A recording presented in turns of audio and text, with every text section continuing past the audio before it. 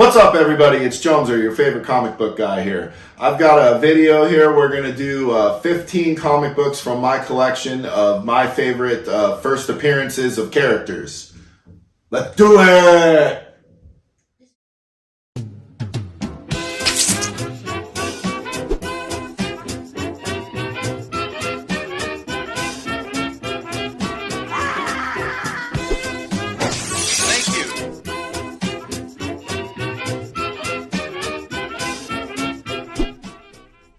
What's up, everybody? It's Joneser, your favorite comic book guy. So let's do this!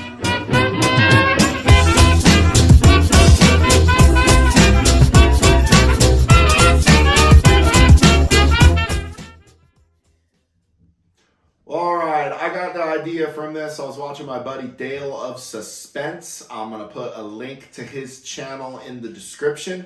You guys should check Dale of Suspense out. He's got some pretty cool comic book content if you're into such things.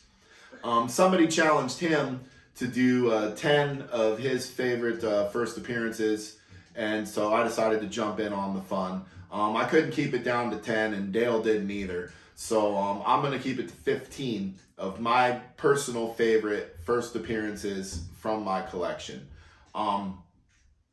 Some of these books may be a little controversial. There may or not be the actual first appearance of the character due to the nature of cameos and first fulls and what have yous. So these books are going to be a little bit in a particular order because I kind of put them in, I think, based to my personal taste or favorites and wow factor. So we're going to get into the not so wow ones first and get into some wow ones as we go, or at least the wow in my opinion. So without further ado, the first book here is I have Sleepwalker #1. This is the first appearance of Sleepwalker and Rick Sheridan, I believe his name is. You may or may not have heard of this title. I highly recommend it. I think he's an overlooked Marvel key, and I do think this character would do well with Marvel's cinematic universe or even develop for television. I mean, when we can do characters like Moon Knight and, Ant-Man, I think we can do Sleepwalker, and Sleepwalker would be a lot of fun. And you can still get this book fairly cheaply. In fact, I think you can get the whole series very cheaply. And this is one of the few characters where I have the entire run. Highly recommended. Sleepwalker. Here's one of my first controversial first appearances because we got Ghost Rider here. And this is not the first appearance of the Johnny Blaze Ghost Rider. This is the first appearance of the Dan Ketch Ghost Rider from the 90s. And this was a cool run. I've got most of this run, and I very much liked the Dan Ketch Ghost Rider. I thought he was a lot of fun. And here we have the first appearance of Darkhawk. Boy, the 90s was a silly place. And I really loved Darkhawk. He was a lot of fun. I have a few of his books, and I did get the new run that they did recently. And I think this character also has some MCU possibilities. And here's another book where we may be a little controversial. This is Detective Comics 535. This is the first appearance of Jason Todd in the Robin costume in action. So not the first appearance of Jason Todd, but the first time he was in a Robin suit. At least I'm fairly sure that's what it is. Here's one that is not so controversial. This is X-Men #4. This is the first appearance of Omega Red. And here we have the great Amazing Spider-Man 361. This is the first appearance of Carnage. And again, like in some of these books, Carnage cameoed a couple issues before this, and he also, Cletus Cassidy appeared before this, but this is the first full Carnage, and this is the one that people, claim is the first appearance.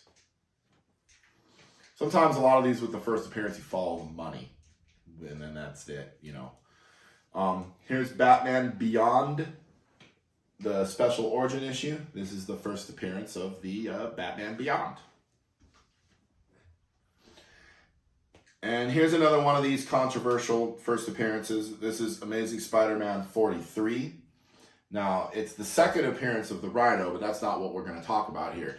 The elephant in the room with this book is Mary Jane Watson. See, in the issue before, she popped out with the famous Face It Tiger, You Just Hit the Jackpot panel. And a lot of people credit that as the first appearance. But, I mean, isn't that kind of the same as Wolverine and Hulk 180 popping out, you know, in one panel? And then Hulk 181 is the one everybody thinks is the first appearance. Well, this one's even more murky because Mary Jane cameoed a few times, you know, either head hidden by a fern or like, you know, she'd been mentioned a lot. And but this is the first time she's in the whole book, beginning of the story to the end of the story, and she's interacting with Peter Parker. And here we've got the Fantastic Four number 20. This book is beat up, but I love it.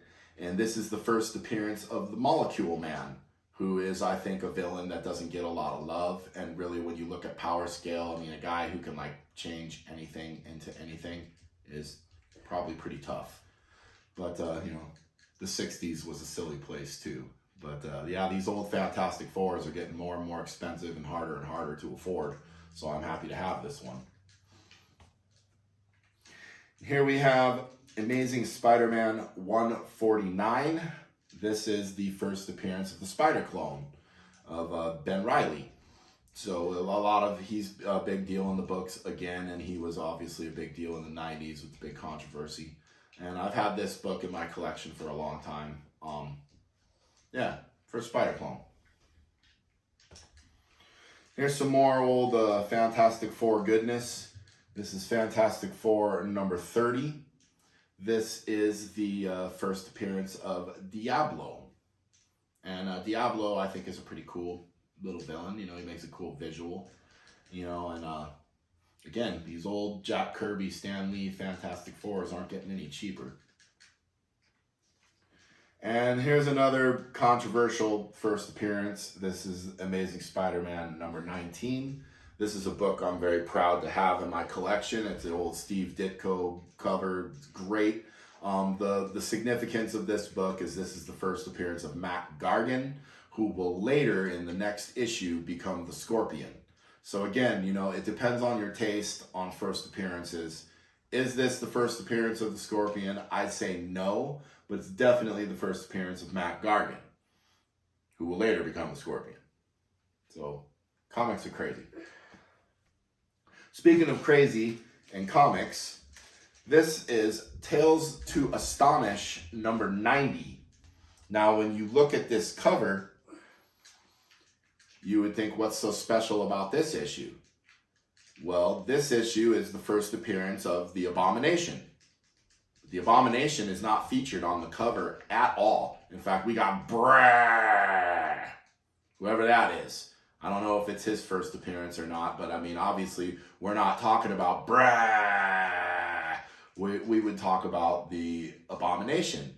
But, so yeah, if you're out hunting through old comic books and you get to these Tales to Astonish, this one's kind of a sleeper.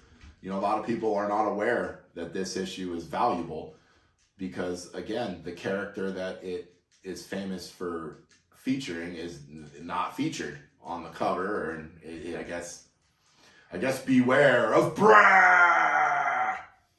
Did I say that? Brah! That's just fun to say. Anyway, we're getting down to the nitty-gritty here. And here is Amazing Spider-Man number 37. And yeah, this is the first appearance of the Robot Master or something, but that's not what makes this book special either. It's the first appearance of Norman Osborn. You know, and again, Norman Osborn or the Green Goblin is not featured on the cover. It's the Robot Master, Mendel Strom, which, cool. But that's, again, not what makes the book special. It's Norman Osborn. And last, and certainly not least, we are getting to my personal favorite comic of first appearance in my collection. This is the famous DC Comics Presents number 47. This is the first appearance of He-Man and Skeletor in a comic book. And again, maybe there's some controversy in this, as there was a little mini comic book that came with the Masters of the Universe toys that had He-Man and Skeletor in it. And is that really the first appearance, or is it this? I think a lot of, again, the money and the comic community, tells the story, and this is the one that people are paying money for. A mini comic is a little expensive too, but I digress. That's the thing with first appearances. I hope if anybody learned any kind of lesson in this video is that,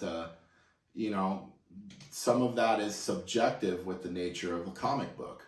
If a character appeared a couple times in a way that really wasn't meaningful, and then they appeared in a bam in your face way, is that the first appearance? Or is it the first time they were in an ad? I think there was a comic with Wolverine where he appeared in an ad, or even Spider-Man 2099, which was before his comic appearance. Does that count? So, again, that's what's great about this hobby and the collecting and the community, is that we will argue forever, like the comic book guy on The Simpsons. No, this is not the first appearance of the... Anyway, Jones are out.